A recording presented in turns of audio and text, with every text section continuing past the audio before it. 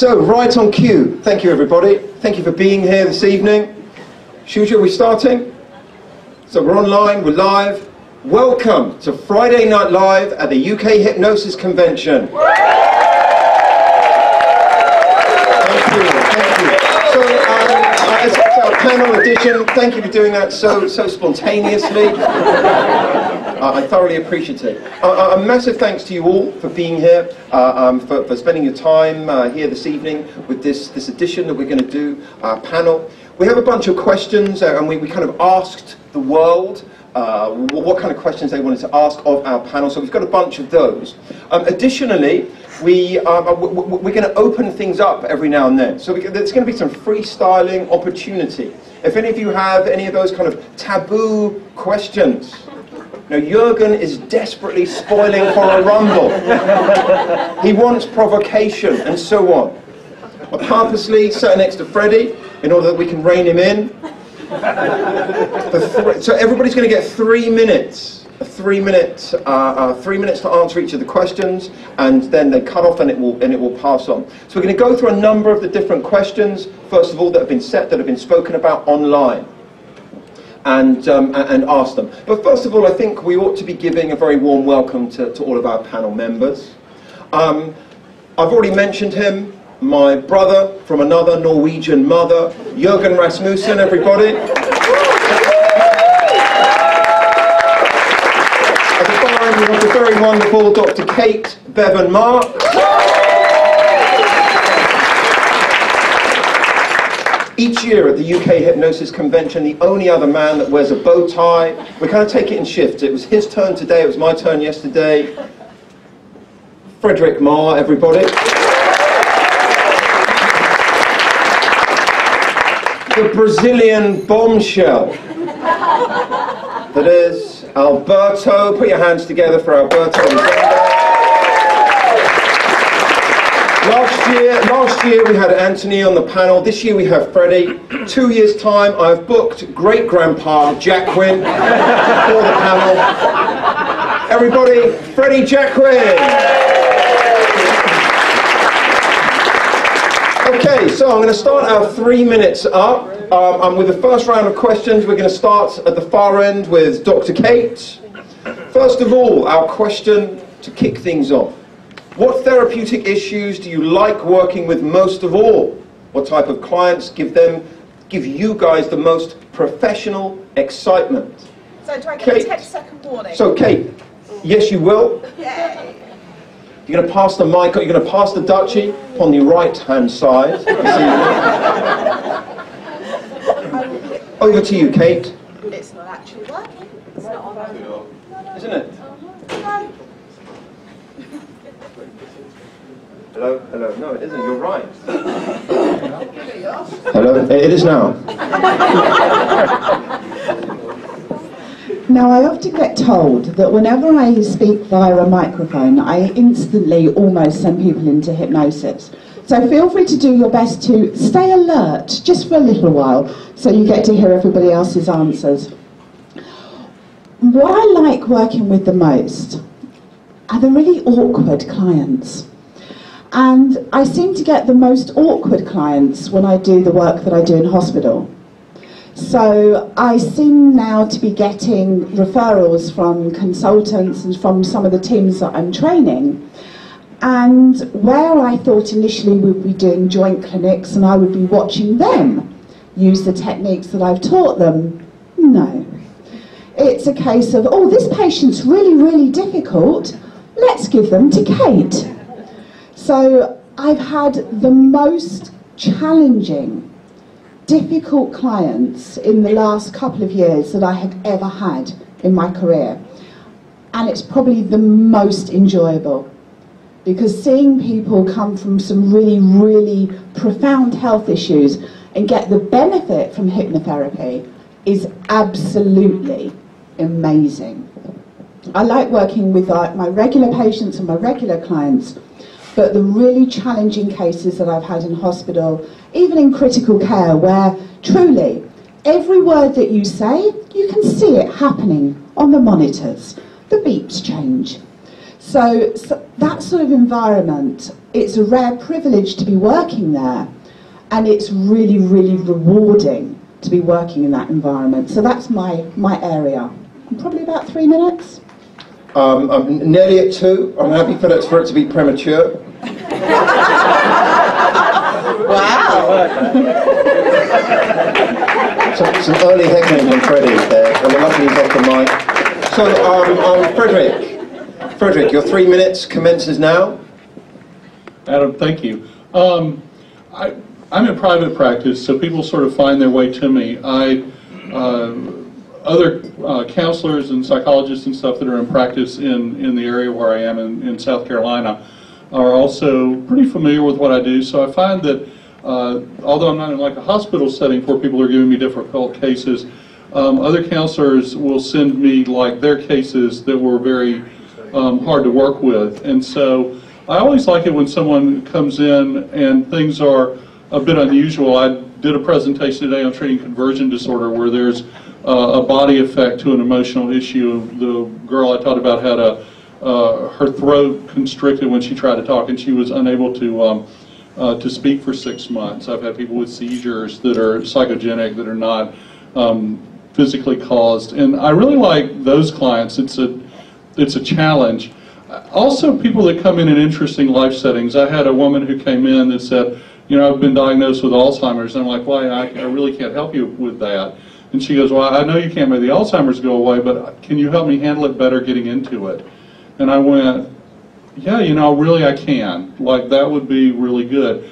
I've had a couple of clients recently with terminal diagnoses, cancer, and then another one has a degenerative neurological disorder, and again, you know, you can't turn that around, but the question is, can you help this experience to be better? I love pain relief clients where someone comes in and they're in just extreme physical pain, and you can see the level of change and how much difference it makes. So those sorts of things really are my favorite clients. It's a little bit of a challenge. It's a little bit of something different. I'm frequently accused of being premature, but I guess I'll sort of pass the mic along down since I'm out of answer. But we appreciate your candor. I like to be honest, and if people will drink more, I'll be more smart. Here you go. Alberto, your 3 minutes commences now. Well, there are 2 types of clients. The clients I like to work most when they call, they are usually the anxiety, because I've had my issues on anxiety.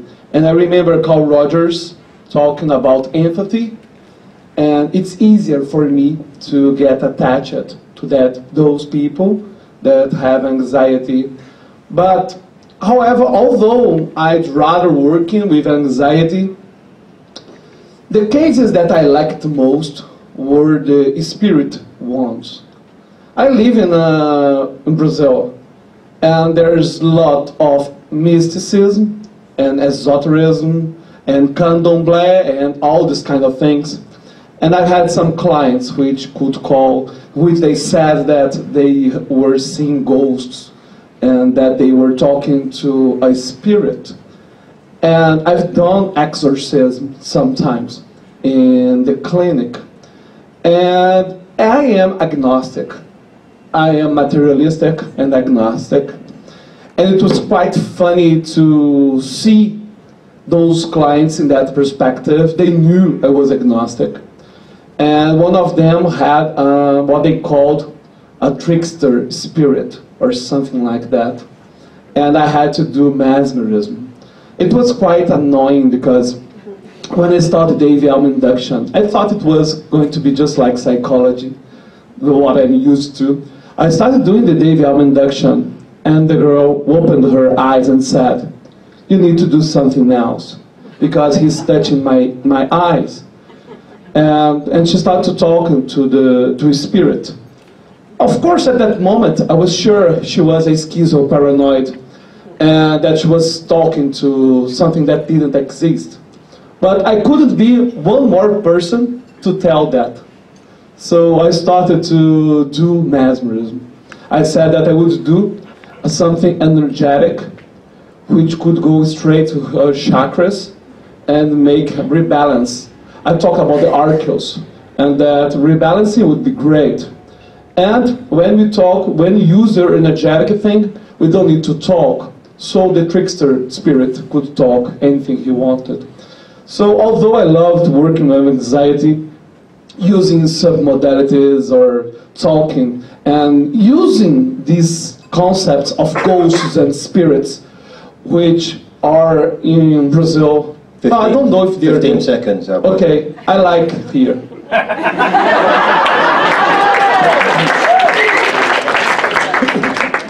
Brilliant. Jorgen, your time starts now. Thank you. I don't really have that much of a preference anymore, really. Back in the day, when I first read Frogs and the Princes and I started studying Erickson, I read about the impossibles practice. And I thought, that sounds really, really cool. To try to work with the clients that no one else has succeeded with. And I started doing that at age 21 with a no pay, no change policy. It is a great way to go broke pretty fast. But it's also really, really useful. And I remember when I released my first book, Provocative Hypnosis, John Grinder told me, you realize what you've just done? You're going to get swamped with the most weird, outrageous cases for like ever. And that's been at least partially right. So I like experimenting with the stuff that you're not supposed to be experimenting with, the stuff that's supposedly impossible. For example, a few years ago, a guy called me from Russia and said, I'm gay. I'd like to be straight. Would you work with me for this? And I said, sure. This was a no money, no change. It's, of course, completely politically incorrect, and everyone would say that it's impossible. And he was actually bisexual. So he said, well, after the sessions, he liked women a little bit more, but he's still just as gay. But it was a fun exploration to do. But these days, I kind of prefer to just see regular clients. And if I had to pick, I would say anger clients. I think few people know how to work with them effectively, and it's one of those topics where if you help like one family member who has rage issues, it really impacts the whole family, like for generations to come. So it's one of the few topics where like family members write me and say, look, after my father saw you 5 years ago, our family became a nice place to live. So that's a cool topic. Great, thank you very much, Jorgen. Freddy, over to you. Well, amnesia. Sorry, what was the question again?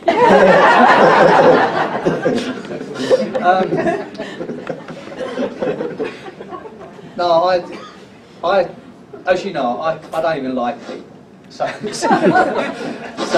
I hate working with people. No, I love it. And I love every person that comes through that door is different. My sister-in-law, I was seeing thousands and thousands of people for smoking. And my sister-in-law asked me once, don't you get fed up with saying the same thing over and over again? And it was a fair question, because my smoking stuff is pretty much the same for everyone. But I said no, because every person that comes into my office comes in with their own story. And I love stories. Everybody that comes in has their own little story to tell. And I can sit there for 3/4 an hour, I can listen to that story, and I love it. And it doesn't matter whether I'm working with someone like a kid with dental phobia, or a woman in her 70s with claustrophobia. For me, each person that's there, the problem they have is a big problem in their life. It doesn't matter if they're doing heroin or if it's just anxiety. For the person sitting in the chair, that is their whole life. And so everyone is as important to me. I don't care if you think, well, it's nail biting, it's not that important as heroin. Of course it is to the person who's a nail biter. So I absolutely love the work.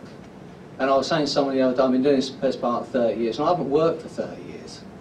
And that's how I look at it. I hope I'm never going to work again. Because I don't see this as work, this is just joy. And everyone that comes in has a story, and it's just great. So no, I can't say that there's anything I particularly work with. You know, like Fredric, you know, when someone takes someone out of chronic pain, that's a magical moment. But is it any more magical than taking someone out of a drug problem, or taking someone out of an anxiety about for years? And some years ago, I was saying, I had a lady come to see me in her 70s. She'd had claustrophobia her whole life. And she said to me, it had blighted her life. She said, married a childhood sweetheart, they had a wonderful life, he had a brilliant job, they had all this wonderful social life, but she couldn't do any of it. She came to see me in her 70s. Her husband had passed away, she came to see me. And she walked out of that office without that fear. And I remember thinking to myself, I wish I'd met her when she was 20. I'd only been about 10. I wish I'd met her when she was 20. And then, lo and behold, the next day, the first client that came in was a 20-year-old girl with claustrophobia. It was almost like, well, have something. You know, so it's all joy for me. I love everything we do. And as I said, there's no one that's more important, no problem that's more exciting. For me, taking someone out of a problem is just the most magical thing we can do as human beings. And we have a brilliant tool called hypnosis that can do it for us. Look at that. 258.05. He's not premature. So this time around we're going to start with Fredric and end with Kate, so everybody gets a full round. Would you mind passing that down to Fredric? So this time out, our question was conversely to this particular question, while we're bedding ourselves in, is there a type of client or issue that you are not so keen to work with? And if so, please explain. Fredric, over to you. Well, after Freddy's answer, it's kind of hard to say that there is. That was very nicely put. I mean, there are some where there is that repetition, like with the stop smoking clients. But you're absolutely right. Everyone has a unique story, and they all end up being good to work with. I really don't tend to have clients that I don't like. I've occasionally had, very rarely, someone who would come in. Always our work is a partnership between the client and us. But where they're trying to do their job and my job. And that becomes, again, somewhat more problematic and difficult. But it's always a matter of working with the client, helping them to get where they need to be. Sometimes it's not even a matter at the beginning of helping the client to change. It's a matter first of helping them to get to the place where they can begin to change, and then helping them to change. But in general, my practice is very busy. I enjoy my clients, and I don't really have clients I don't like, so I'm real happy about that. Great, thank you, Fredric. Alberto, over to you. There are some clients I don't see, and probably because I graduated in psychology. So as I graduated psychology, I used to work with psychology. And to me, hypnotherapy is psychology, but that's another discussion, and I don't want to start a fight now. As the provocative guy is Jorgen, not me. But the kind of client I'm not so familiar to work with are pain control. Because I have a friend who is a physiotherapist, and he works with hypnosis too. And there might be some issues which are physical, and I don't know how to explain, how to manage. So of course, if someone asks me, help me with this kind of pain, a friend or a family member, of course I help. But professionally speaking, I'd rather working with what I studied all these years, which is psychology and hypnotherapy. That's it. I have a bonus for the next one. Great. Thank you very much, Alberto. Jorgen, over to you. All right. Well, I would say I like most of my clients, but on occasion I'll see someone I genuinely don't like, and if I genuinely don't like them, I have a tendency to send them home. I think that's fair. I'll send it to someone else I don't like. You know, double pleasure that way. It's not so much about client type really, but I prefer not to, like, if I sense that someone is there primarily to please someone else's agenda, I have a tendency not to take them on. I think that's just good ethics. If people are part of the psychiatric system, I have a tendency to be very, very cautious. If people are on psychiatric drugs, I have a tendency not to work with them while they're on the drugs, because, you know, if something happens to them, your ass is in the firing line as the person who's not the psychiatrist.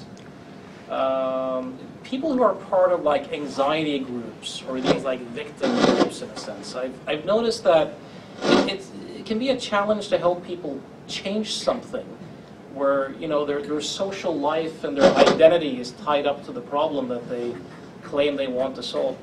And I've seen a lot of people who have quit the groups and almost spontaneously released their issues just by doing that. So those types of things, psychiatric drugs, groups for the most part. Often people who are on welfare, at least for the specific symptom that they are on welfare for, I have a tendency to often not work with. And I think that's about it. Great, thank you very much, Jorgen. Freddy. I honestly can't think of anyone that I don't like, strangely enough. Some people you take to more than others.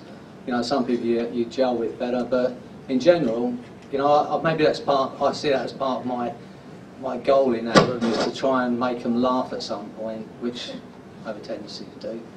And, you know, and try and get that sort of something going. Popping your hand up so it's not covering that bottom bit. I'll cover the bottom. That's it, yeah. Yeah, so, I mean, I'll tell you a quick story about a guy that came to see me who did, I must have been having a bad day, but this guy came in, he had a fear of dying, anxiety, he'd known for like 10 years, so he wasn't working, he hadn't got a girlfriend, he was just a miserable git, to be honest. Anyway, so I listened to him, and I worked with him for the first session, and he was a great subject, you know, everything going, and he went, he felt a lot better, and anyway, he came back for the second session, and he went, oh, you know, I felt better, but, you know, and he went, oh, so he said, he had a fear of dying, so I said to him, I said, I'm going to tell you something, I said, you will not like it. I said, I've got to tell you. He said, what? I said, you're going to die. He went, oh, please don't say it. But I said, you are. I said, I'll tell you something else, so am I. He was exactly the same age as me, this guy. I said, I'll tell you something else, so am I. I said, you're going to worry about it for the next 25 years and you're going to die. I'm not going to worry about it for the next 25 years and I'm going to die. Either way, we're both going to get there. I said, so you might as well do this session with me and let me sort this thing out for you. You know, because it just, you know, it might have been not the best approach, but that day I wasn't having a good day. So in general, I'm quite nice. Thank you very much, Freddy. Okay.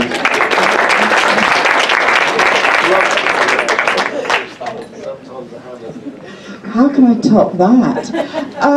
I think there's two things. There's the type of client that I don't like to work with now. And if there's one thing that's not on my favourite list, it's the unmotivated client. It's the client that thinks that you're going to wave a magic wand and do it all for them. I truly had a client a while ago who came into the session and said what she wanted to work on. And then she said, well, I'll leave it with you, and I'm just going to go and do some shopping, and I'll be back in an hour. And I'm thinking, what are you leaving with me? And she actually thought that, it wasn't that she thought she could take her mind out of her head. It was that she thought that somehow, just by giving me this challenge, it would miraculously happen while she went to Boots. So I think that was quite curious.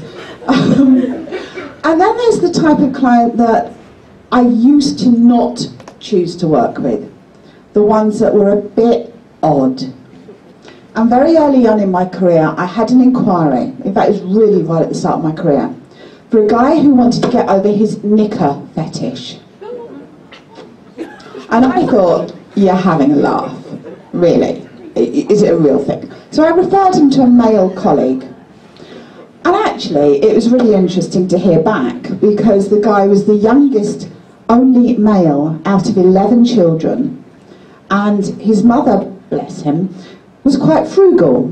So he had all the hand-me-down girls' knickers for the whole time he grew up. So when he actually became an adult, he decided, well, sod it, if I'm going to have knickers, I'm going to buy the most expensive flipping knickers I can. So he went to all of the luxury lingerie stores and bought a whole load of knickers. So I would now work with that sort of client, but early on then I chose not to. Thank you very much. Okay. I'm still wearing knickers to this day. You can, Secret ones. we can tell by the way you walk. Okay, so we have a different question, a new question. A really different vein of question, this particular one. So, as we appear to be seeing a steady increase in stories regarding hypnosis in the media, printed articles, radio interviews, and television shows, and also that there continues to be an increase in reality shows, do you think that it would be of benefit to have a show focused on hypnotic change work as opposed to stage or comedy shows? And second of all, what format would you choose? So it was a question from Craig Bagley. Starting with you, Alberto, let's hear your answer. Well, at first I must say that I love the stage and the comedy. And when we think why we study hypnosis, why did we start to think about hypnosis? We always remember Pussiger and the somnambulist guy. Why? I'm talking about that because it's very hard to increase the interest on hypnosis without getting into magic.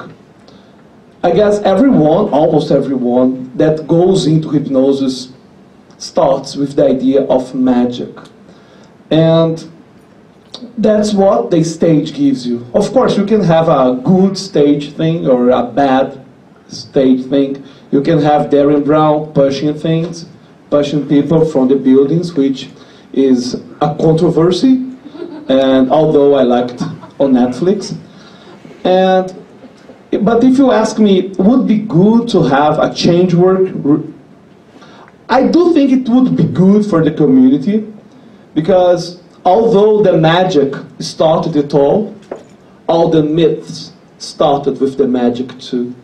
All the lack of confidence of giving away the secrets, the fear of getting into a different state of the mind, the somnambulism. So I do think that it would be awesome to have a reality show about not only hypnosis, but especially about change work. Like some group, I guess it's better to use that in sports. Although it would be great to have people showing their mundane lives and how they wake up and go to the bakery and they relieve anxiety, it would be interesting, not? So, because we need to think it's a reality show, so I think if it would be sports and people that are competing with each other in sports and using their minds, mindfulness and self-hypnosis and all this kind of thing, it would be great. And great. Thank you very much, Alberto. Jorgen. If you can not cover up the bottom bit. Thank you. Don't cover up the bottom. Great. Well, speaking as a guy who has like 1 foot in the meditation world and 1 foot in the hypnosis world, we have Darren Brown pushing people off buildings. Yeah. The meditation world has the Dalai Lama. And it seems like we have an image problem in terms of how we're perceived. I mean, there's a stretch between the Dalai Lama and Manchurian candidates and Svengali and stuff like that. Paul McKenna did something a few years back. He did a show where he would work with people with phobias and people with Tourette syndrome, and I thought that was a good show. It was really well done. So I think a show that kind of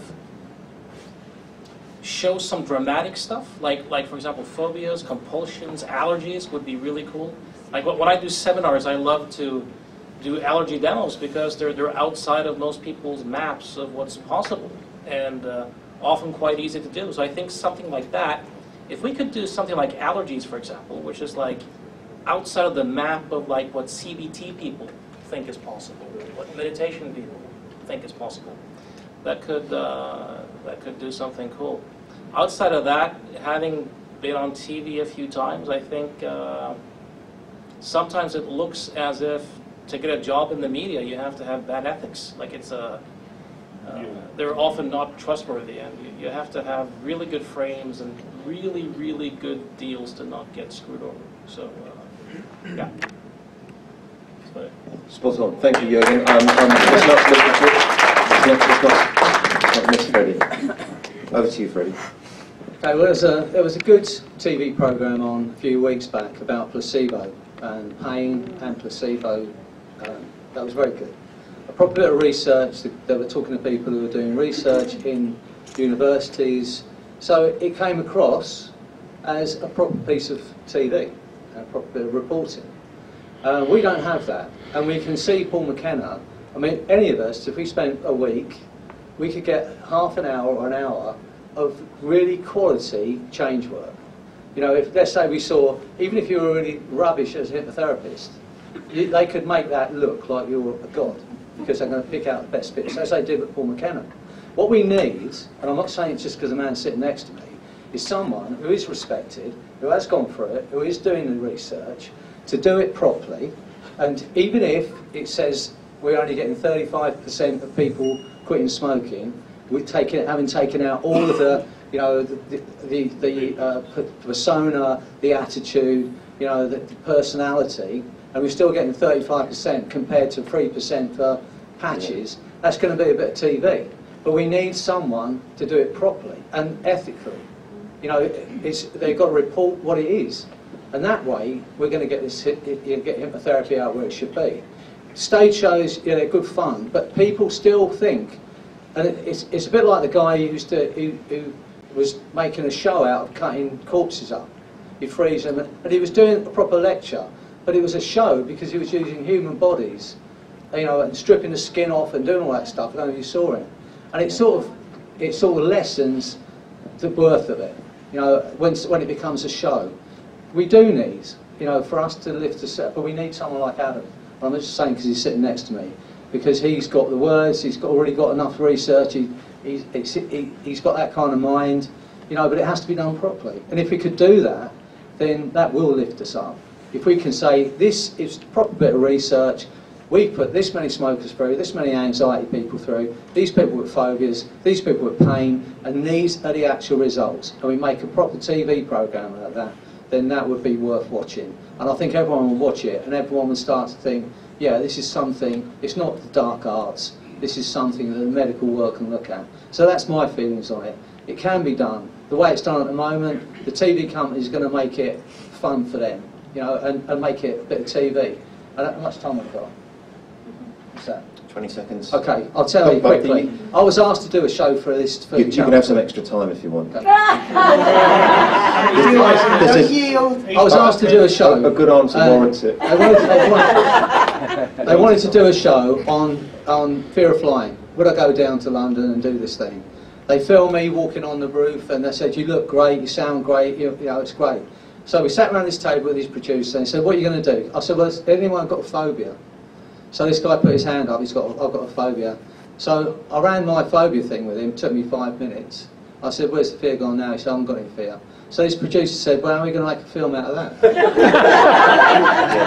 And I shot myself right in the foot. The guy, seriously, the guy who got the job, he took people to the airport, scared of planes, showed them a picture, "Oh, I'm scared of planes," put them on, do you remember it? And he was useless. He was absolutely useless. And I didn't get the job because I was quite have a phobia. So if I'm going to make it, it has to be, so I do think there's a value in that, in doing it properly. And I think I'm going to put Adam up for the job.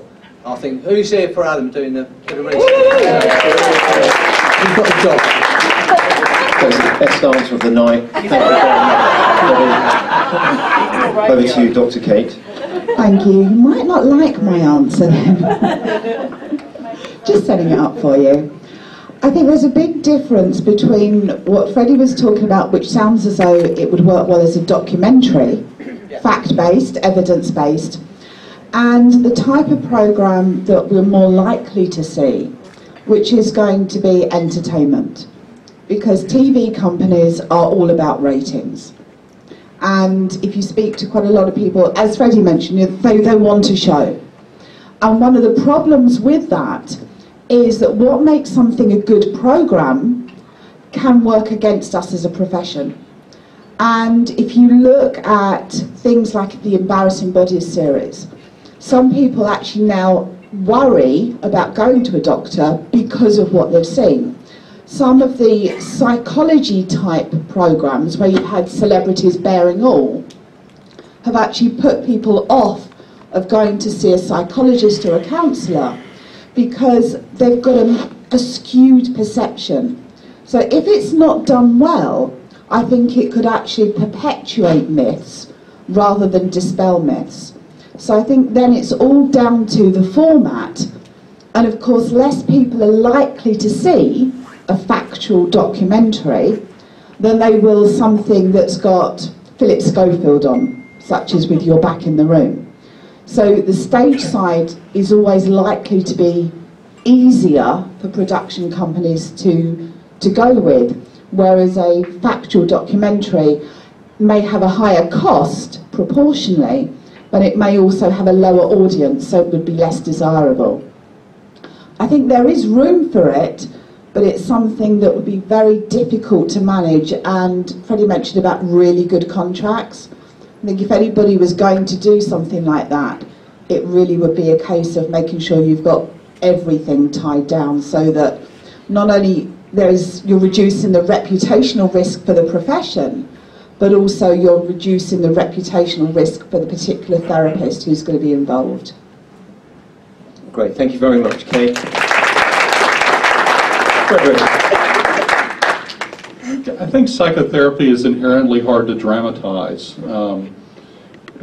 If you think about straight-up dramatic shows, or even comedy shows, they'll sometimes show something about a practice, but actually showing a therapist of any stripe, a hypnotherapist or whoever, sitting and working with a client, doesn't tend to be too dramatic. When you have reality-based shows on there, I think those sorts of shows tend to attract, as the clients, really damaged individuals that are deciding to go into a public venue, sometimes with some very significant problems, which are not even really necessarily the presenting issues, the real issues. So I have real hesitancy about a reality type show trying to depict any kind of psychotherapy.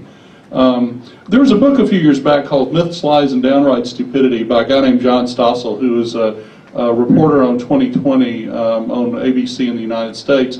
And it's a great book. It's perfect for the bathroom because each chapter is like a page and a half long. And so, you just got everything you need right there. And his chapter on hypnosis, though, was great. And I remember he starts it out by saying, just when I thought I could spot a fraud a mile away, hypnosis comes along and fools me. And he gives this great account of this woman in New York who is actually a hypnotist, but she decided to have eye surgery using hypnosis as the only anesthesia. And he followed her along through the entire process, and just, the little telling of it, like that would work well as a documentary if someone wanted to do a serious documentary. But I also think you're right.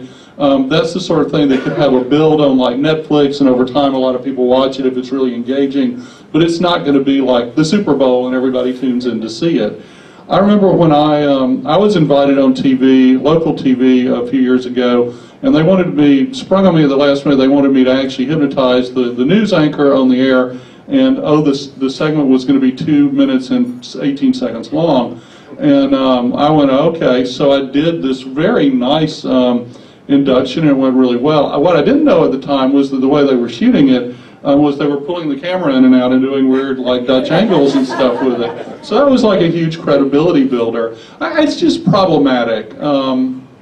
it's just problematic to try and dramatize this sort of thing. Maybe a straight drama show that kind of depicts it, maybe a documentary.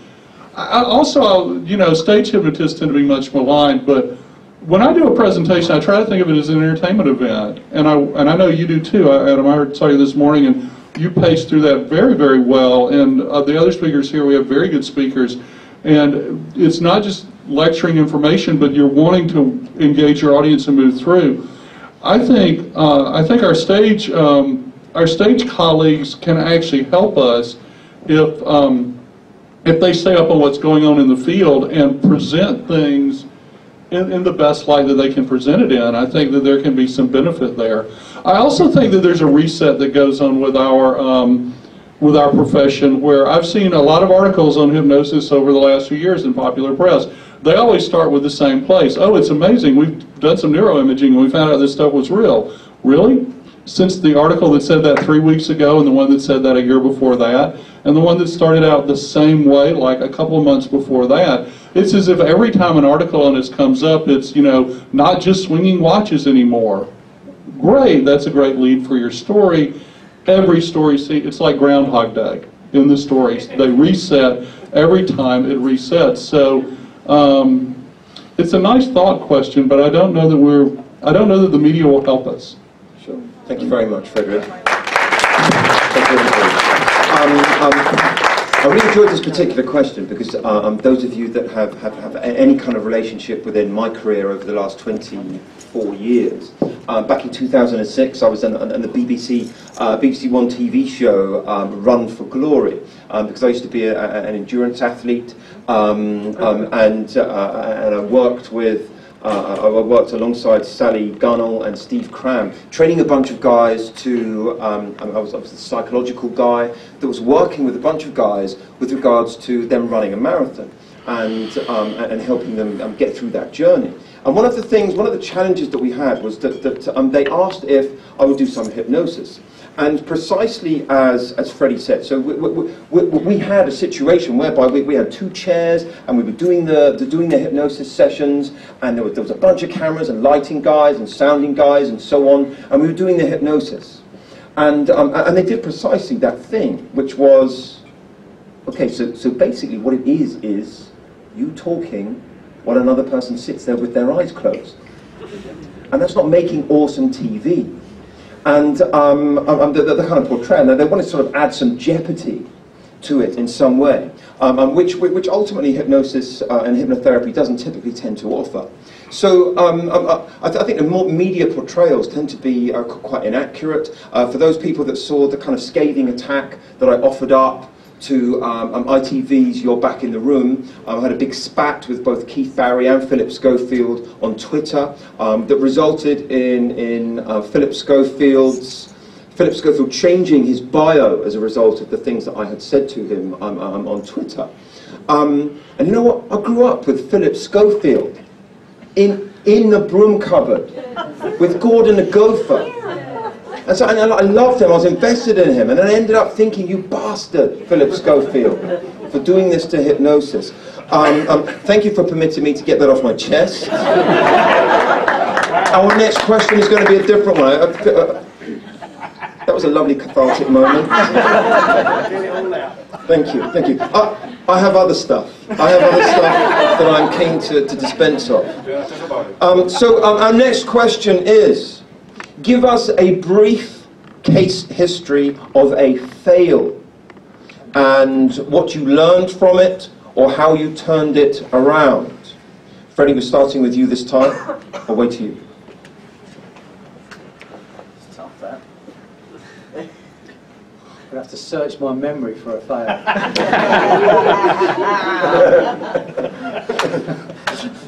But I used to guarantee everything I did.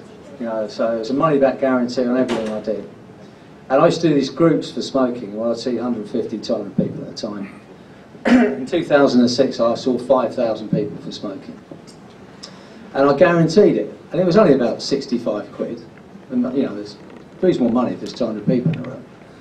And I had girls taking my calls. And one day there was a call from a guy, and he said, I came to see Freddy 4 years ago, and I've started smoking again. He said, I've quit for 4 years and I started smoking again. So the girl said, well, would you like to come and see him again? He said, no, I'd like my money back. So I said, well, bend over and I'll post it to you. But no, but you know, it sort of put me off the guarantee thing after that. But no, I don't know. I mean, obviously we don't get 100% with everybody. But I think I was saying to Adam earlier, you know, I have people ring me up and they say, you know, I came to see you, and they apologise, which is a very strange thing to do. I've taken money off them, they come and see me. You wouldn't apologise to your plumber if you paid him and your tap was still leaking. And yet they phone me up and they say, I'm sorry, Freddy, but I've started smoking again, or blah, blah, blah. And the only reason they can be doing that is because when they were with me, they must have known that I really wanted them to be okay. You know, actually, I can't think of any other reason why they'd apologise to me. So I can't off the top of my head think of, you know, many failures or how I turned it round. Obviously, if people want to come and see me again, and sometimes they just know it's a blip. And quite often you can turn it around on the phone, especially with something like smoking. They say, I've started smoking again. And I say, well, look, you know, just take 5 minutes out, have a ceremonial last cigarette, sit quietly for 5 minutes, think about all the things we did. You know how easy it was to quit. You know, they quit for months. I said, you know it's not an addiction, and just think about it and then do it. And I rarely get another call from that person because I believe they do it. So, you know, we aren't going to get 100%, but we get such good results. And I know, you know, it's all anecdotal, but this is just the greatest job. And you can make life-changing work with people. So I can't honestly think of anything else where I've had to turn something around. I offer people they can come back and see me again. I am a person that sees people generally once. It's not good business, and I'm not suggesting you do it, but that's generally how I work. So every now and again someone could phone me and say, you know, it's... yeah, but that's it really. Great, so, thank you very much indeed, Freddy. So we're going to Kate now. Sorry, Jorgen. Just put that on ice. Okay. Over to you, Kate. So there's a guy who came into my consulting room a few years ago, and his wife had actually booked the appointment. That was in the days when I didn't do what I do now, but his wife had booked the appointment, and he came into the consulting room. Lovely guy, sporting life tucked under his elbow, and he said, "Oh, so you're the lass that's going to stop me smoking, are you?" And I thought, yeah, you can tell that challenge in the voice, can't you? I said, no. And I don't know why I asked him, but I said, do you want to stop smoking? Said, no. Oh, so why are you here? Your wife said that you wanted to stop smoking. Said, she wants me to stop smoking, but I don't want to stop smoking. Okay, so I said, well, we can start the session there. It's like, no, she's sitting in the waiting room downstairs. I'm not going downstairs right now. Is there a back way out? No, it's just one set of stairs. So we had a choice. So I said, either, I can see you brought a paper. Have you read the paper? No. So you can sit here. I'm not touching the bottom bit, honest. So you can sit here and read The Sporting Life for the hour. I don't mind. I can do some emails, do some work. It's fine. Or we can chat about current affairs, the weather, price of bread in Tesco's, I don't mind.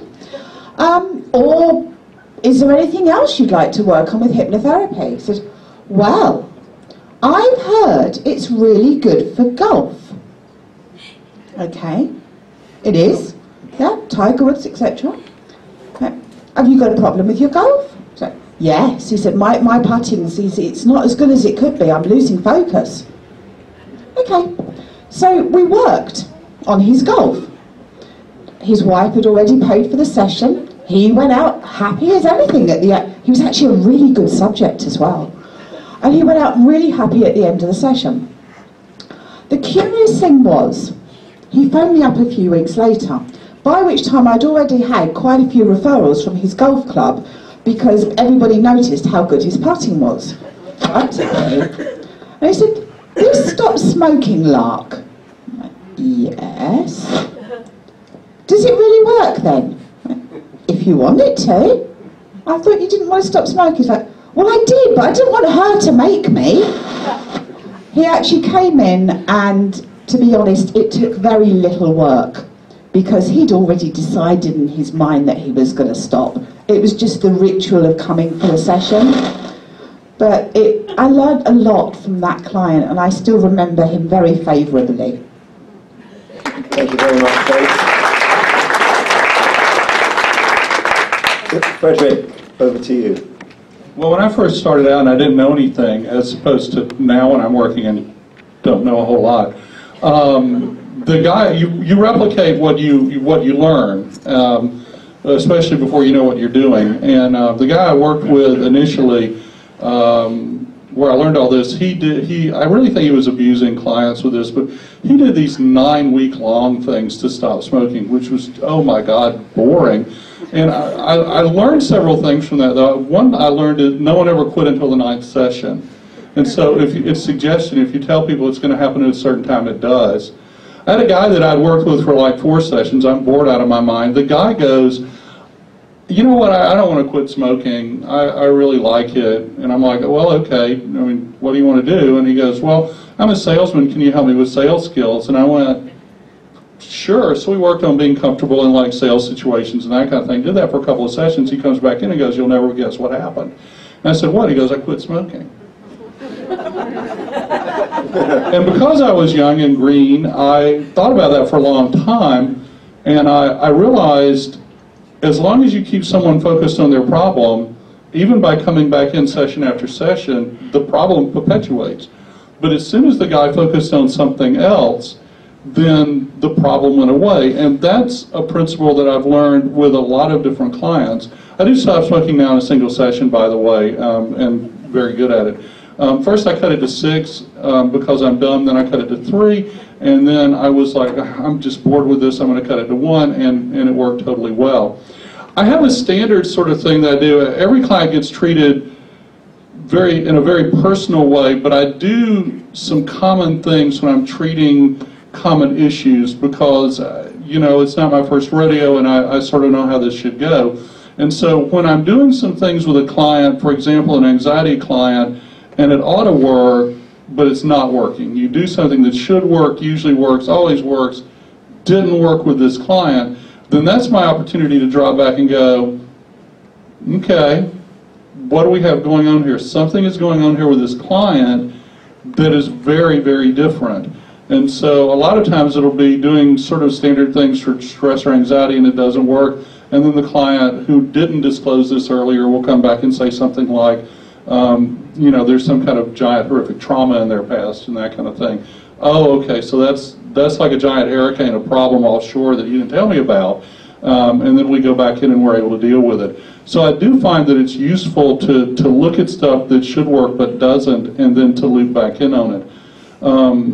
Then there are times where I wanted it to go better, but the client's actually happy. I had a 16-year-old girl come in. She's moving like she's 80 years old. 2 years earlier, she had fallen off of a skimboard at the beach. She had this just tremendous racking chronic pain on the, you know, the subjective units 1 to 10 scale. She said she was at an 8. She's moving like she's 80. She looks like an 8. And I worked with her actually over several sessions, and I managed to get the pain would go away completely for a few hours following the session. I was never able to get it to totally stick, but I got her to where she was like at a living level of a 3. And she was happy, family was happy, everybody was totally happy except me. At the time, that was, I regarded that as my greatest failure and had not been able to turn it around. At this point, I actually think there would be, if that client was happening today instead of, you know, 10 years ago, I think there are other things that I could go back through and loop. But the main thing to me is when things don't go the way we expect, to sit there and to reason and to look at it and to see, what have I learned about suggestion in the human mind in this particular client and how these different things operate? And I'm always learning from those things. I don't tend to really view any of them as failures at this point. And my client's usually successful, so... 10 seconds. There you go. Thank you very much. Alberto. I've had some failures which are different from one each other, stutterers that didn't stop stuttering. But one special case that I remember, I was doing psychotherapy under supervision in my graduation in psychology. And there was a girl, she was 16 years old, and when she came into the office, she started to talk about her life, and her life was completely miserable. She had problems with violence in the favelas, drug dealers, probably some of the violence that some of you might not even imagine that happens in countries like Brazil. And when she started to talk her story, that she tried to commit suicide 2 times and that her sister died because of drug dealers 2 days before, and that her house was invaded by the drug dealers in the favela. That was so much information in kind of 5 minutes, and I was inside the university. I said, oh, I have a therapist, which is his specialty is your case. I wasn't ready to do anything at that moment. I remember Carl Rogers, I always mention the humanistic approach and empathy, but there's a moment that you go so deep inside that other person that you can't do anything because you become part of the problem. But at that moment, I just wanted to start to cry and start running. Oh, she needs a therapist, you know? And I remember I was the psychologist in charge, so I needed to do something. So at that moment, she started to tell all those things. I just stopped and said, oh, you need someone that's specialized in your case. And I just made her wait. I didn't want her to suicide. I was really worried about that. And I just called my supervisor, and I told her in advance, oh, be careful. That's the story. Go there knowing beforehand, otherwise you will have a problem. And then I just said that, and she did the treatment with her, and I found it much better. Because that first time I saw that empathy is important, but you can't go so deep. Thank you, Alberto, thank you. Jorgen. Yeah. I've had plenty of failures, like a lot of failures. And the truth is, everyone has. It's just a question of whether they know it or not. So, let me give you a big picture thing of what I've learned from having had a lot of failures. I think when you see a client, like when you do a session, there's 4 possible outcomes. Like you can get a complete change, you can get a partial change, whether it's large, medium, small. You can get no change, and you can get, hey, my symptoms are worse. Like these are the 4 possible outcomes you can get. Now, if you sell the confidence game, and if you do the thing that they sell in many hypnosis schools where they go, that's easy, we do it all the time. Like, yeah, if that happens, you're cool. If the client improves a lot or moderately or maybe even a little, you're maybe still cool. If the change is small or no change or worse, you've lost all credibility. And the chances that perhaps you'll even hear from the client or have the feedback to correct your course is small. So one thing I've learned is you have to frame what you do in the relationship in such a way that you open for rapid change, but that you also have maximum credibility, or still have credibility, if you don't get those changes. I'll add one piece to it if I have time. You do. If someone comes into me after a session and they go, well, nothing's changed, you know, I get that type of attitude, I usually look at them and I say, okay, so you and I as a team have a challenge. I have to find some other way of engaging with you. That's my part of the equation. Your part is that you have to find a different way of listening, and a different way of engaging, so you're actually able to learn and see something new. That's your job. That's our task as a team. Are you up for the challenge? And I wait for a congruent yes, because that brings them back into the loop. So many people ask, what do you do when you fail? And it's like, no, what do we do as a team? This is not a do-to process. This is a teamwork. This is a collaborative. So how do you set the context? How do you frame?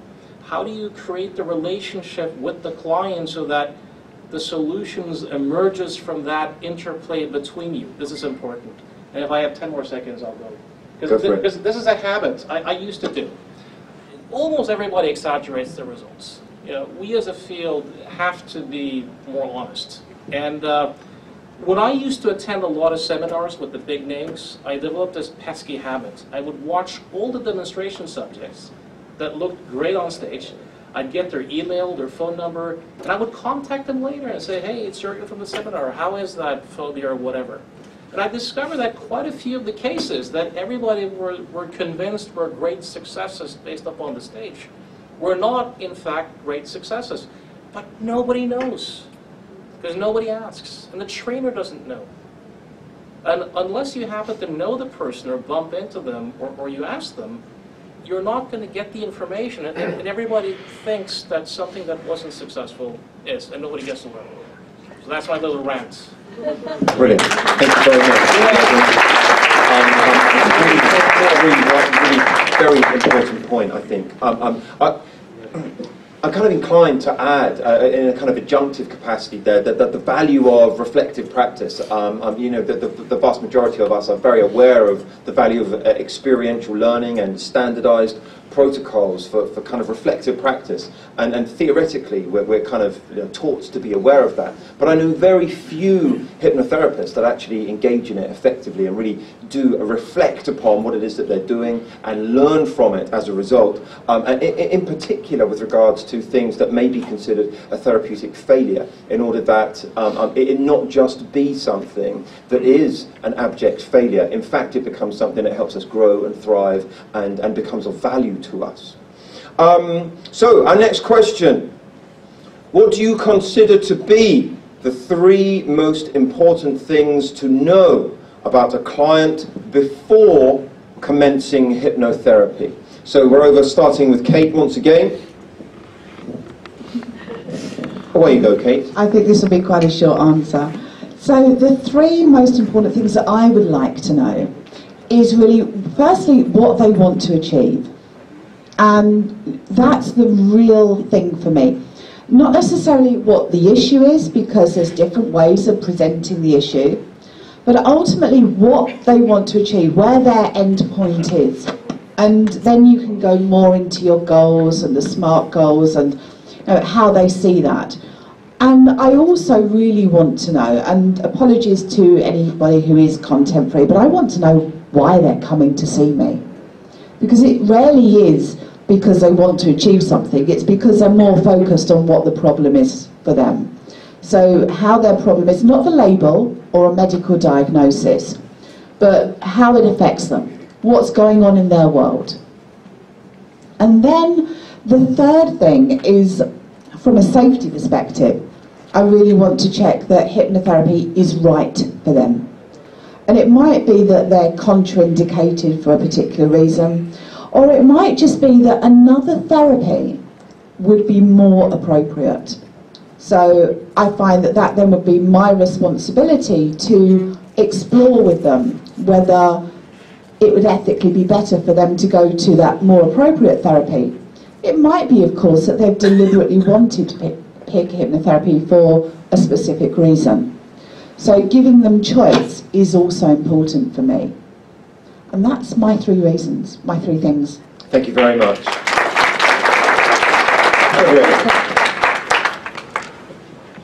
I really just have one thing that I'll do an initial consultation with someone and answer their questions, and within that they'll tell me all the things that are wrong and all their problems and that kind of stuff. And usually if there's any giant red flag, that's going to pop out. But by the time, and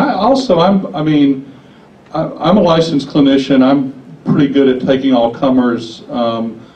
If you're under care of a psychiatrist, that's fine. If you're on psychiatric medication, that's fine. If there's a medical issue, that's fine. I have a license, I'm good to go. But by the time we get down to getting started, there really is just one thing, and it's sort of my own version, not even modified very much, of Steve DeShazer's question from Solution Focused Brief Therapy. I'd like to invite you to suppose that we have a great session today, and it goes really, really well. And we get done and you head out and you've got this lovely autumn evening in front of you. Eventually tonight you go home, you go to bed, and you do go to sleep. And while you're asleep, a miracle happens. And everything that brought you here today gets magically fixed. But you don't know that it's magically fixed because it happened while you were asleep.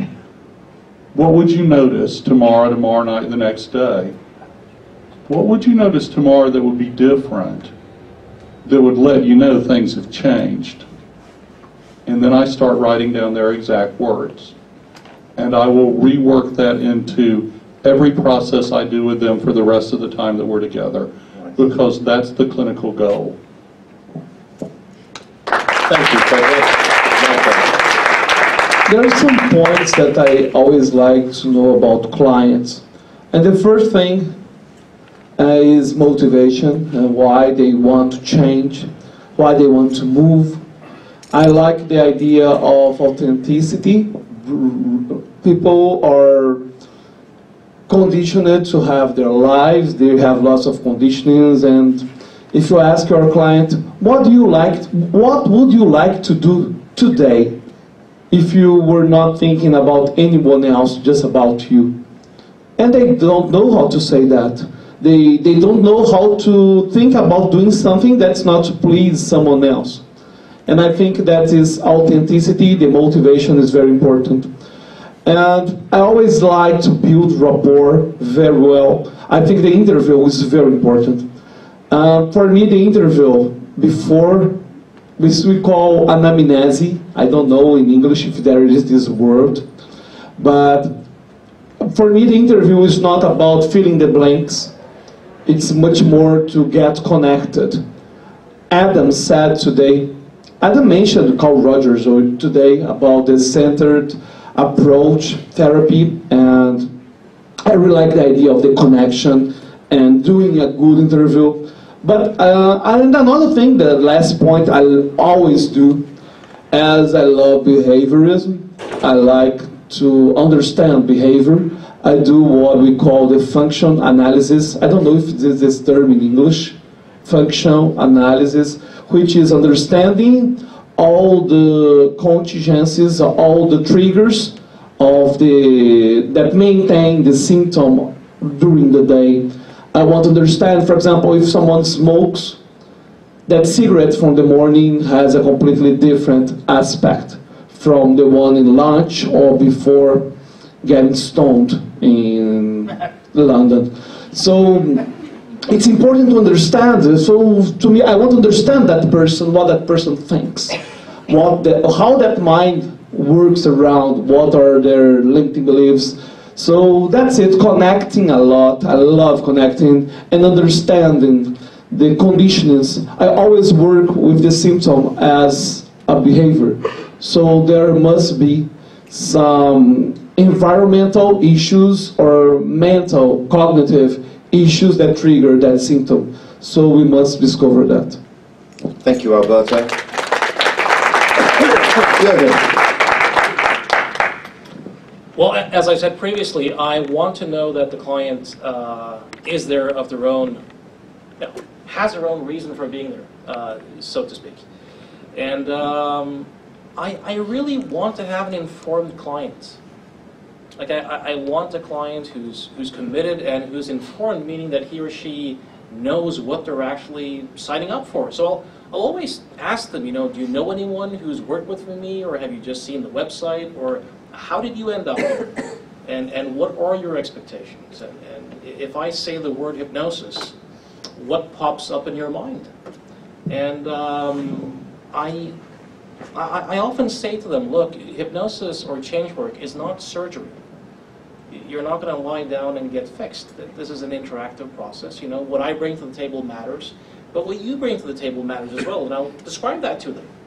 And I'll make sure that they understand that interactive type frame and that they're committed. You know, sometimes I can have a client that just calls and says, you know, I'm just wondering, how much does it cost and where are you located? And I'll say, it's way too expensive and too far away. It's like those are not the criteria. I don't work with people who think like that. You know, and they'll go, that's kind of rude, and I'll say, well, it's kind of lazy. It's like, if that's the best question you can ask, and you haven't asked the most important question, and that is, what can I do to be the best possible clients? Do you want to ask? So I throw the ball back at them, and I just want to know that I have a committed, informed client who knows what he or she is signing up for. I've discovered over time it makes life so much easier and simpler, and sessions are better, and clients are happier, and they refer more clients who think in similar ways, and that's a good deal.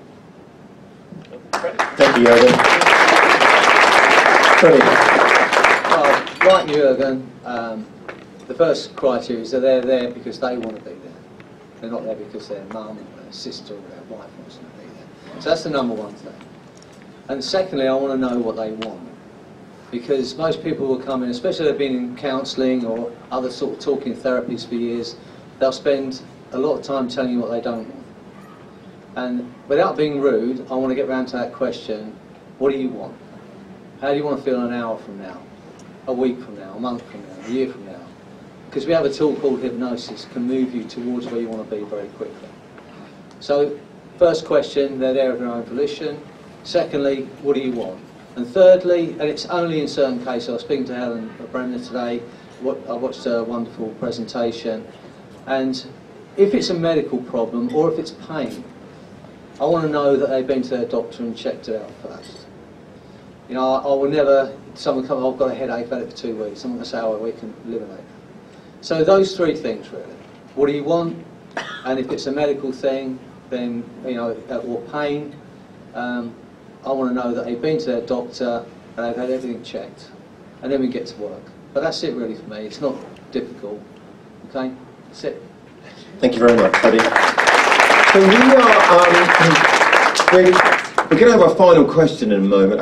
The final one that was posted, that was chosen on. I just wondered before we got to that whether there was any burning questions or even potentially controversial questions that anybody was keen to ask at this moment. So yeah, we've got a bunch. So I'll just go to Dan first, Daniel. Dan, do you want to let us know what your question is? Certainly, yes. Gentlemen, lady, thank you for your knowledge and your time. My question was actually for Jorgen. I was interested in what you said about working with people with anger issues and rage issues, and that families can benefit for generations from that. I agree. I was just curious to hear you say a little bit more about that. Jorgen, have an additional 3 minutes answering that question, and we'll pick one of the other speakers to answer some of the other questions. Yeah. Do you want to specify the question a bit more, or I'm not quite sure? I appreciate it, but I'm not quite sure. Of course. I was going to ask you to specify. I don't know, and we can have this conversation later. Yeah. But I'm just curious about if there is a protocol. You don't need to go down in detail, but you know how you address somebody if they come in with anger and rage issues. Yeah, yeah. It is. It's a bizarre thing. What I noticed in the books and the seminars and people talk about phobias and pain and anxiety and stuff like that, relatively seldom do people talk about anger and rage issues. And if you think about, well, I don't think there's any dangerous emotions per se. I think there can be dangerous emotions if not handled skillfully. And if you look at, cases of violence and domestic abuse and child abuse and stuff like that, anger very often is a factor, and rage. And so probably 30-35% of my clients are anger and rage clients. And my impression is that relatively few people have spent a lot of time working with it and kind of know what to look out for and how to set up the sessions and how to deal with people who have those particular issues. So I'm teaching a course on Monday, the post-conventional workshop one, how to do this stuff. Shameless plug, but Great. first got the question. Thank you very much, Thank you. Jorgen. Eugene, you had a question? Yeah. So, thank you. We always talk about hypnotherapy. So the question is for everyone here, really. How would you differentiate or define hypnotherapy versus psychotherapy? And what would, be the difference between the two? Because really, most of the time hypnotherapy is defined by doing psychotherapy with an induction in front of it. So how would you differentiate between psychotherapy and hypnotherapy? Good question. So let's send that up there. Fredric. The key idea is that emotion, not information, drives behavior. Most of our models of change, most of our change processes are cognitive change processes that are about thinking about things differently. What we do is not that. The brain responds differently in, I'll say, a relaxed state or a more emotional state than in sort of a normal, calm emotion, cognitive range state. And the advantage that we have is that when people are in their conscious, cognitive, normal, steady emotions, things are locked in and change is very difficult. But when you take someone to a place where emotionally it's a little bit off, the brain begins to respond differently, and the reality of change is possible. The anterior cingulate cortex is highly involved in emotions of horror and trauma. Talking about experiences of horror and trauma in waking state tends to intensify those emotions. When the ACC, that particular part of the brain, is more engaged, it tends to mute out or tamp down emotions of horror and trauma. And so by working with someone in a more relaxed state, which gives more ACC engagement, we can actually go in and mute down those emotions. Take something like a phobia. I'm afraid to fly. Oh, what happens when you get on the plane? Oh, my mouth is like sand and my heart beats like a hammer and my palms sweat. I'll say to the client, go ahead and make your palms sweat. Go ahead. I can't do it. Well, if you can't turn it on in my office, why do you think you can turn it off when you get onto an airplane? A cognitive therapist is going to work with you to try and help you manage the experience so you can sort of talk yourself into being on the plane a little bit better. We work with emotion, which is body experience. We rework how people feel, perceive, what happens with the body. My goal with the fear of flying is you walk on the plane, your mouth is moist, your heartbeat is normal, your palms are dry, and you're not even really thinking about it. That is nothing like what standard approaches to psychotherapy do. Then, I mean, there are maybe 400 different approaches to psychotherapy. That's a ballpark number, but it's about right. You can generally think of them as problem-focused approaches versus solution-focused approaches.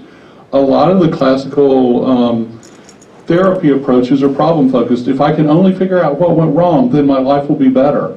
Sigmund Freud was great for that one. The guy thought everything was about sex and death. He was awesome for parties, but not so good for, like, being your therapist. The problem with insight is it doesn't fix anything. Like, I can totally know that I've had this terrible phobia of driving ever since I survived that horrible wreck. I've got total insight. Still got the phobia of driving. Insight doesn't help. Reason does not lead to solutions. Change is an interesting thing. It's as if you're able to step outside yourself for a moment, to see yourself differently from another perspective. Something emotionally shifts and it clicks and everything is different, and it happens not as a result of a long period of labor, but suddenly, emotionally, quickly. I usually see people 6 sessions rather than 1, but my hat's off to you. That kind of fast change is what we're after. That is completely different from models of psychotherapy. So we're taking advantage of the way the brain operates in ways that anything involving just kind of waking state conversation or sort of normal state conversation doesn't. By the way, I'm not into the state argument versus non-state. It's language that's handy. But I hope that's helpful. Great, thank you, Fredric. Do any of the other guys have any pressing urge to answer that? Kate, do you want to have a go answering it, and then we'll look at the other question that was had in the group? Oh, great, yeah. I've just got a quick, brief sort of alternative perspective away from the science, because that was an awesome science explanation. I think as hypnotherapists we have more choice. Psychotherapists tend to be aligned to one or a certain approach, whereas hypnotherapists, because generally we are so broadly trained, we can be integrative, so we can use different models and we can select the right model for our clients rather than making our clients fit our model, which is phenomenal for the clients. We can be eclectic, so we can bring other things in. We can bring in mindfulness, we can bring in all sorts of different things to work within that, because we are creative, we are integrative. And then there's the element of pluralistic. So if in a session we want that model and that model and that model and adapt them so that they work seamlessly, we can do that. Whereas psychotherapy, you don't tend to have that flexibility nor the freedom. So I think there are fundamental differences. And I think we're very, very fortunate as hypnotherapists that we have so much that we can choose from. Lovely, thank you, Kate. Freddy? For me, the difference is that anyone in this country can call themselves a psychotherapist, and they can call themselves a hypnotherapist. There is no governing body to say you can't do that. I'm not a psychotherapist, I'm a hypnotist. I just happen to use hypnosis for helping people overcome stuff. I don't even think I'm a therapist. And so I start with the belief that I absolutely know nothing about my client. With psychotherapy and things like that, you have to figure out what the person's problem is, then you've got to come up with a strategy for changing that. That's all in your head. You know, your understanding of this is what I'm going to have to work with, this is the tools I'm going to use to help them. I start completely different. I assume I absolutely know nothing about that person's problem, and I know nothing. The only person in my room, I believe, that has the answer to the problem and the strength to overcome it and the resource to overcome it is the person in the therapy chair. So that gets me out of it. I have an ability to hypnotise people and get them out their own way. And then we have a few tools, you know, that we use to get to that underlying bit of programming for habitual stuff. We have a few other simple tools to deal with things like phobias, anxiety and stuff like that. And so it makes it easy for me. It doesn't matter who walks through my door.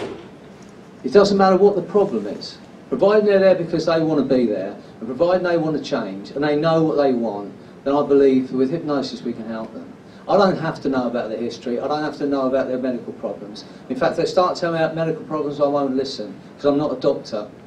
And it's, you know, maybe you start asking about pills, you're in big trouble. So for me, as I say, that's the difference. You know, psychotherapists have to try and figure out the problem and have to come up with a strategy to try and change it. I work the opposite way around. I assume I know nothing, but the client knows everything. That's just my thoughts. Brilliant. Thank you very much. So we're going to move on to our final question of the night, which is, what is, and it's a big one, what is your best piece of advice to perhaps a newer therapist, but any therapist? What's your best piece of advice for a therapist? So that is broad. Alberto? We'll start with you. Okay. The question is about hypnotherapy or just therapy? About therapy, or about your business, or about any kind of thing. Any kind of advice that you would give them related to hypnotherapy and their business. Well, I wouldn't talk about business, but I have said the word business, and I'm quite of connected to that word. I will talk a little about business. You should understand that although we work with change work, transforming lives, if you want to make that your living, you must deal with that as a business.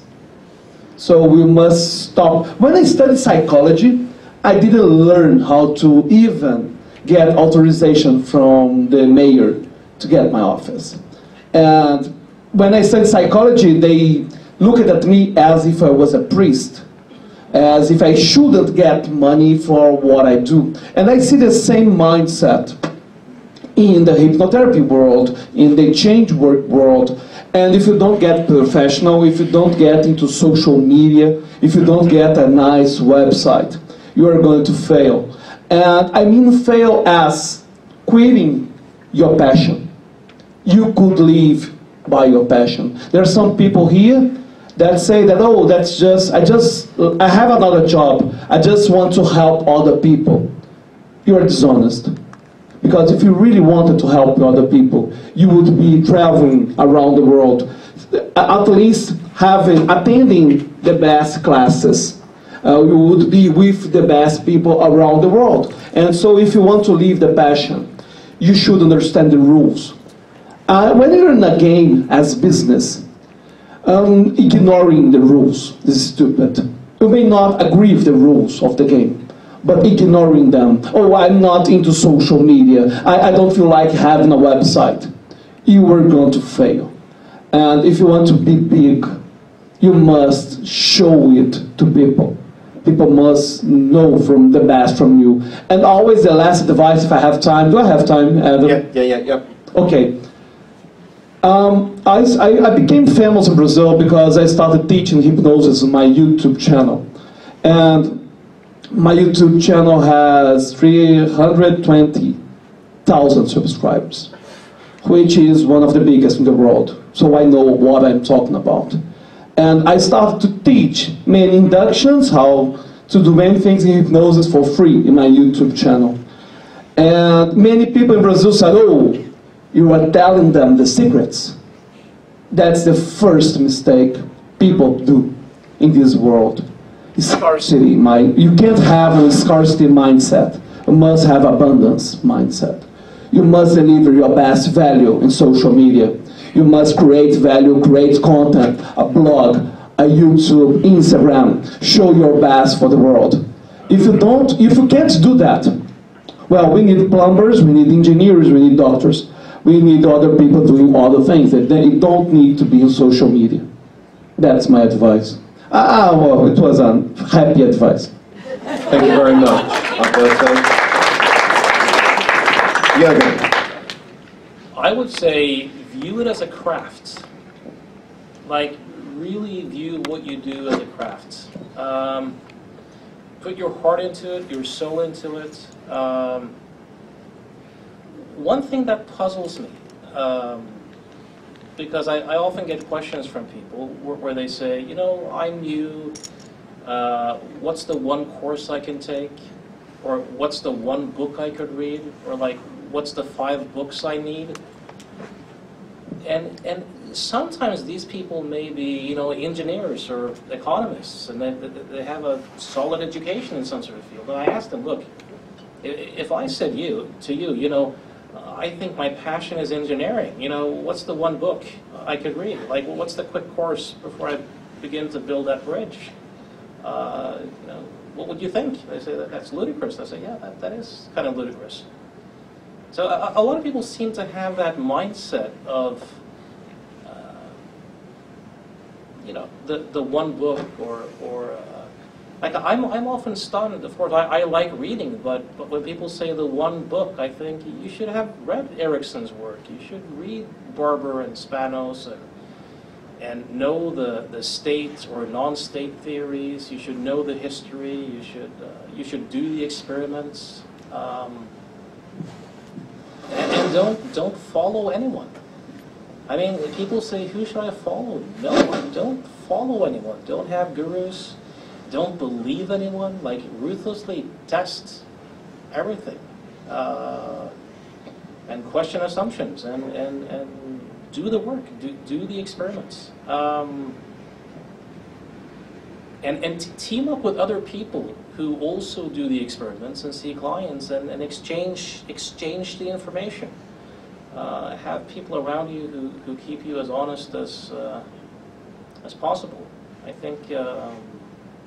But yeah, when it comes down to it, like, really view it as a craft, and I say to them, look, if you're just bored with a regular job and think that you don't really have to work, you know, don't do this. Don't do it if it's not something you're willing to really, really do and take as seriously as any other profession. So. Thank you, Jorgen. Freddy, over to you. I totally agree with you, Jorgen. You know, make this your passion. My son Anthony just nipped out, I think, but I was listening to me speak. He reads and reads and reads. He's devoured books since he was a child. You know, so he reads. He's very, very knowledgeable. But you know, getting back to Alberto, you know, if this is your life, then to be really effective, you need to see people.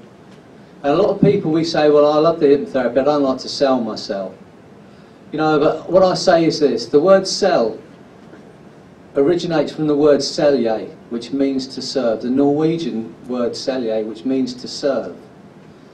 Now, if you have a product or a service, and you do, that can enhance someone's life, and you get in front of that person, you do not sell it to them, you're doing that person a disservice. So you need to listen to Alberto. You need to listen to how you can get to as many people as possible, you know, and do good work. You know, so there's those two things. You know, be passionate about this. Learn. We're in a wonderful field here because people want to help you. Ask the questions. You know, ask anyone, and I'll help you. That's what I feel about this. You know, don't be stuck with one school. I'm this kind of hypnotherapist.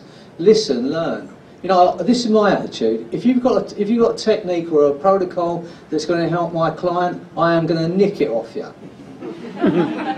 Because all that matters to me is the person in the other chair. I'm going to do everything I can to be as good as I can be to help that person.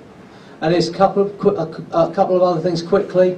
When you're working with someone, maybe this is true, maybe this is not, and Jorgen might disagree with me. When I've got a client in front of me, I hold this thought in my heart. I care about you, I want you to be well. It's a simple thought, I run it like a loop. Okay? I care about you, I want you to be well. And the other thing is, if you're going to be doing street hypnosis, when you step up to do it, run this little loop. I'm a great hypnotist, you're a great subject. Now, and one quick other thing. As we start off in life doing this work, we're going to have our doubts. And I was saying to Adam earlier, one of my favourite quotes, an Erickson quote, he was working with a guy who had cancer of the jaw and he was dying. He only had a few months left, but he was in agony. He didn't want to take any more morphine because he wanted to have the last few weeks with his wife and the kids and be able to know what was going on. So Erickson worked with him and he took this pain away. And someone said to Erickson afterwards, did you know you could do that? And he said this, he said, I had my doubts, but what I had no doubt about was I could keep my doubts to myself. Now I tell you that in every one of my training classes. This is as hard to learn as it is to learn the techniques and the hypnosis. But it's really important. You know, when you step up, because Adam was saying earlier, you know, about the placebo effect. If you're doubting yourself, if you're thinking this person's not very bright, are they going to get it? They're not going to get it. So you have to learn to keep your doubts to yourself. So keep that in your mind. I had my doubts, but I had no doubt about, so I could keep my doubts to myself. So that would be my advice to newbies. Love that. Thank you, Freddy. Okay, Kate. I love the fact we're all giving such diverse views, but they work so well together.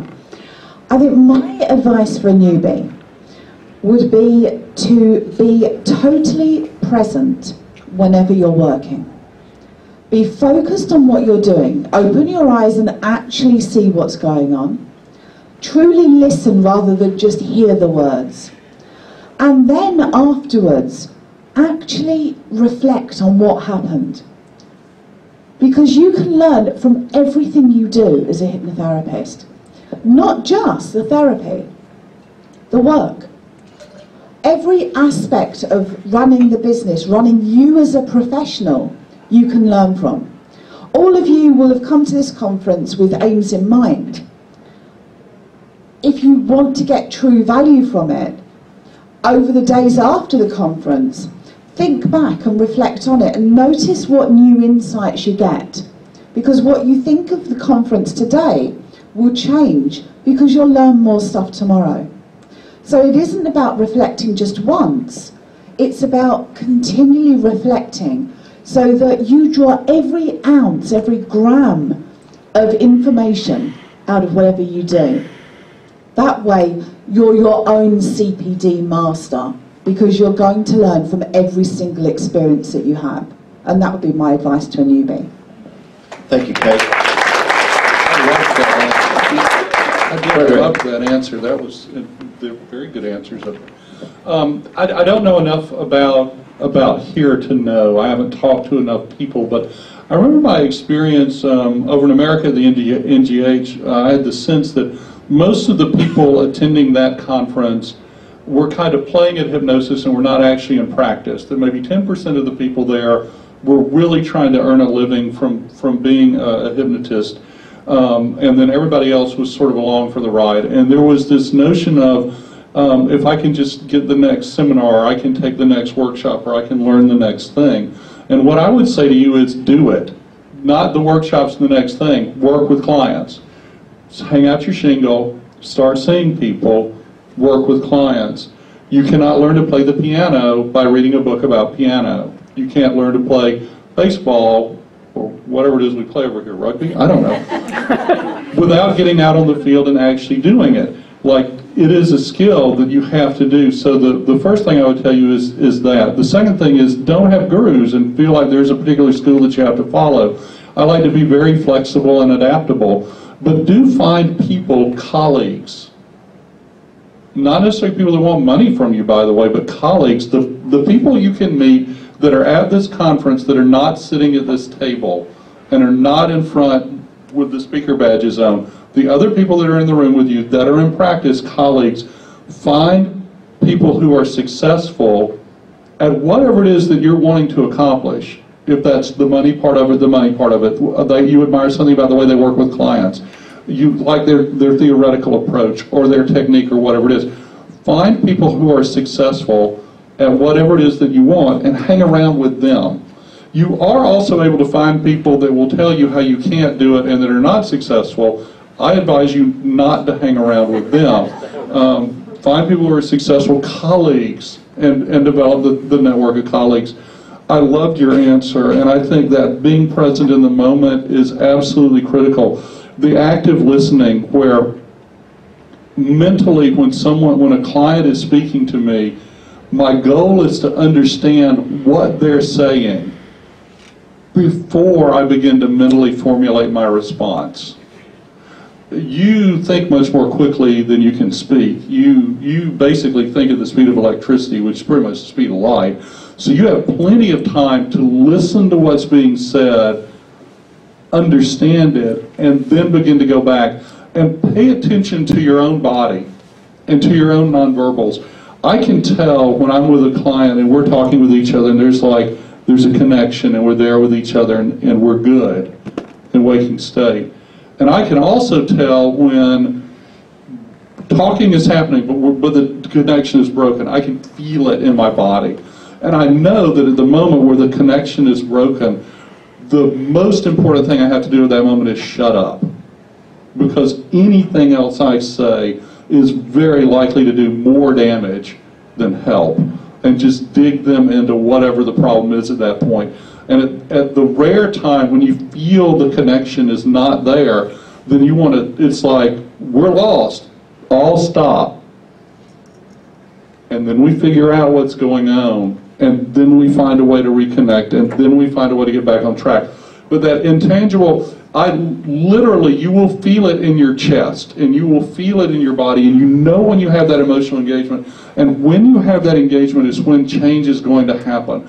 Whether you're doing what Erickson called ordinary waking trance, where you're doing change work in waking state, with a hypnotic process, you can feel the engagement with the client. It's the mirror neuron thing. We're all sending and receiving, and you're a human being, and you are not immune to that, and you feel it when it's there, and it has to have that connection. And then I guess the last thing would be like the basic business stuff. Boy, I've made some bad business decisions and lost like thousands of dollars, so there you go. There's so many things to learn with that. Find people that have built a successful practice, ask them, and even the government around probably has instructional stuff on like how to get your licenses and all that. Do cover those bases as well as you can. Realize you're going to make some mistakes because it's so complicated that you're going to make some mistakes, and that's the cost of doing business, and you'll take a hit. But you'll come back from it, and you'll be okay, and that's in the past, and you build forward and move forward and build your practice, and it's going to be fine. So there you go. I hope that was helpful. Thank you very much. Thank you so much, Adam, for having us. Thank you.